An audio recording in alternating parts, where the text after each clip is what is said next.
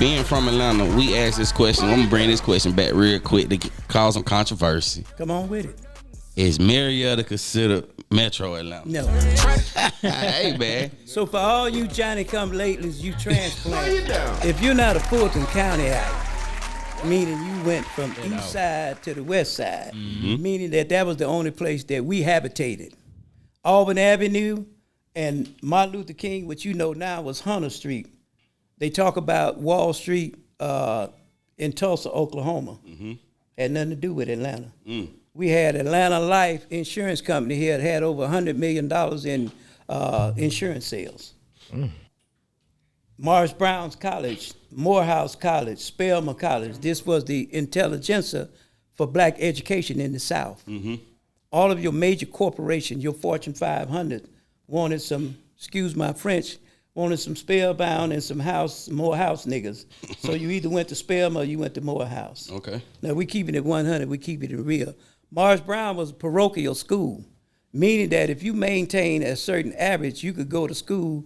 And A.F. Herndon, who was a millionaire, Was that insurance. Oh, okay. He has a building right now, for those that don't know. If you go to the little 5 Points where the park is there, was there Central Park? I think so. Behind the Trust Company Bank, or one of the banks right there, he has a building back there, Atlanta Life. He was one of the first millionaires, multi-millionaires, and he owns a building on Auburn Avenue right now to this day. But you could go to Morris Brown with a B average free at that particular time. All the rest of the schools, state schools, all Benny State, Morris Brown, Savannah State, all Benny States. All of these were state schools that only subscribed to black students at that particular time. Okay, shout out Savannah State. That's where I went. So we got to get some other Savannah Chatham State. County. Chatham County for sure. So you say Morris Brown, how you feel about them losing their accreditation and gaining it back? Well, I'm going to keep it 100. Here's the thing. Morris Brown, all your mega churches. At one time, we only had 2 mega churches here in Atlanta. Big Bethel and Wheat Street Baptist Church. Damn, I just saw a billboard of Big Bethel. I ain't Big never Bethel heard of is that. one of the old AME Church and African Methodist Episcopal Church. That's where it started out in Savannah, Georgia. Henry McNeil Turner.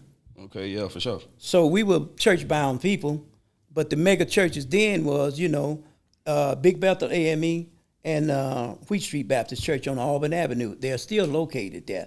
The Wheat Street Tower was there. That was one of the first buildings that a church put up to house the elderly at that particular time. Big Bethel kind of fell under the guys. So here we come with the mega churches, all of your mega churches. And I don't want to step on nobody's foot, but we on the truth hour right now. For sure. Your AME church, African Methodist Episcopalian, and then you had the Seventh-day Adventists who came here, Berean Academy. Then you had what they called a mega churches, Creflo Dollar and Eddie Longstroke. So you had these guys come in with the mega churches. So all of the transplants or the people coming here were trying to get their praise and worship on. So we always thought that gathering of all of the people was where you're supposed to be. You know how we are. Okay. We love to run to the situation, but then we are reactionary people. If something happens, we never go find it out. What happened? We always get it word of mouth. For sure. But the churches that are here now, Johnny-come-latelys. Now back to your question about Morris Brown. How is it that we as Atlantaites or Atlantean true Atlantans let a university that was primarily for us, by us, slip through our hands because of bad management, and now that church still, that college still exists, but Arthur Blanks bought what is called Lightning. Used to be from from Simpson Road all the way over to what you call now MLK.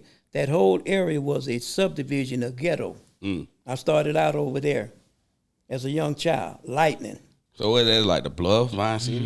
Yep. No, that was the Bluff and Vine City. Well, Blind City, Griffin Street was some prominent places where people who were considered as shakers and makers of Atlanta. Okay. Those were your actual houses.